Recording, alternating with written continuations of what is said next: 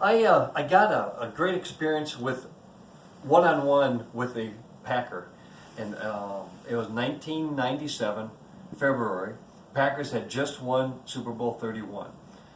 A friend of, well, my wife worked at the lumberyard. The lumberyard was an association with the Builders Association, and the speaker was Bruce Wilkerson.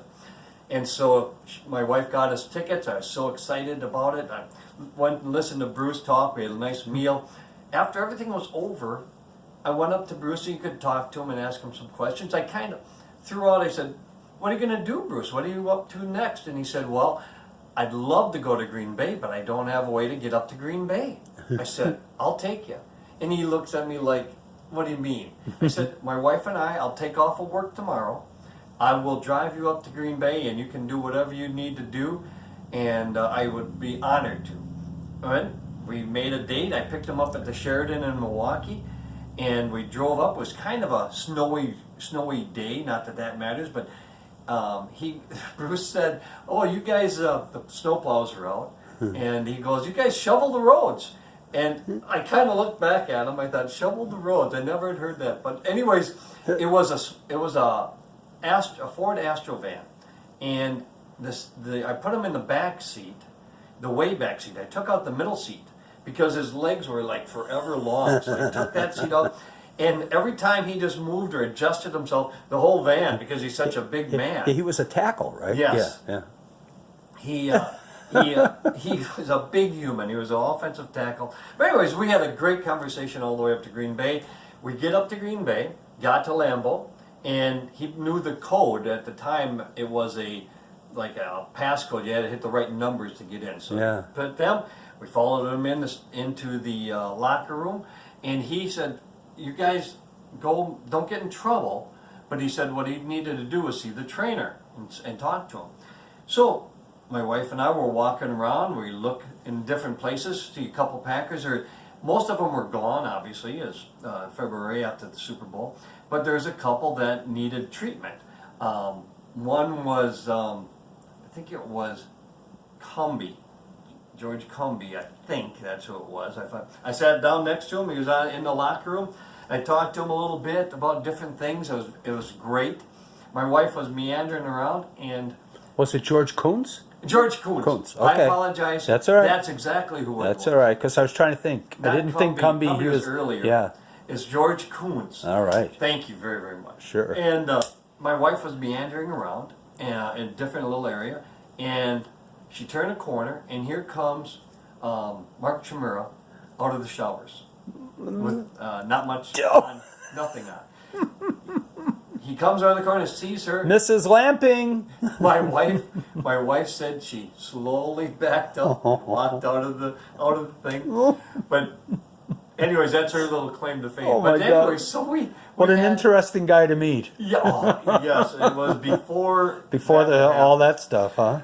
But so anyway, so we walked around more. There we saw Ron Wolf was in his office. His door was shut. It was right before nearing the draft, so I didn't bother him at all. But here comes Lee Rummel, a historian for the Packers. What a wonderful man, and what a wealth of obviously Packer knowledge. And I always had a question about Super Bowl I and Super Bowl II. I said, they say there's no film of it. Just what the NFL films pieced together, but there was no videotape of the actual game of the NBC and CBS announcing the game. And he said what happened was both stations, NBC was AFL, CBS was NFL, and they both were conflicting about who's going to air the game. Well, they both aired the game, and they just had their different announcers, same videotape. Well, what Lee said, what happened was, it was just like our VHS tapes, basically. He said they videotaped it, and then they played over it. They taped over the games. Mm-hmm.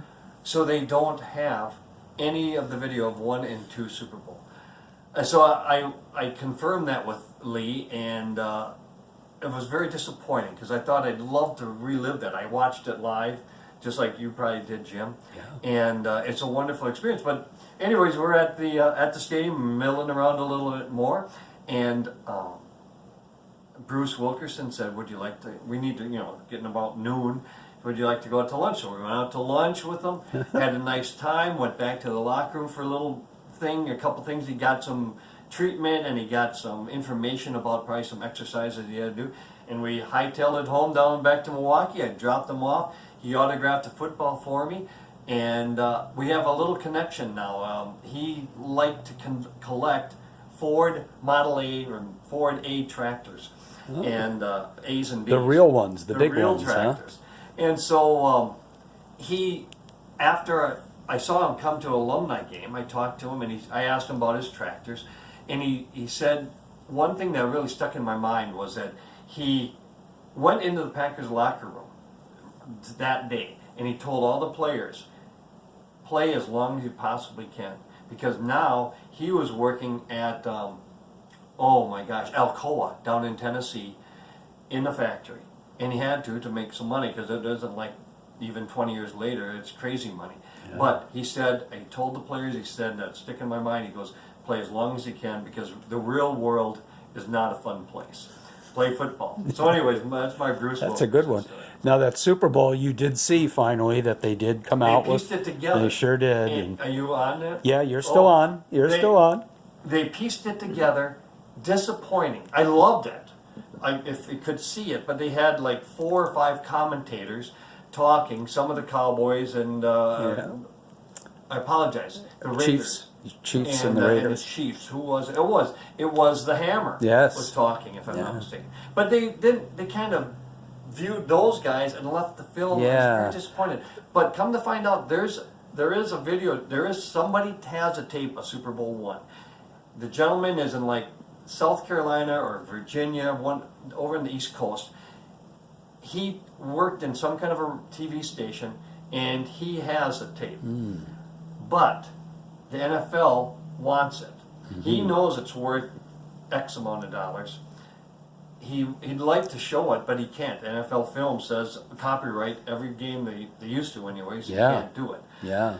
So there is a copy of it, and I wish that the NFL and this gentleman could get together and present it so the public could watch it again. Because they did a great job on the pieces from the NFL films, but it wasn't like the actual game that we saw when we were on TV. But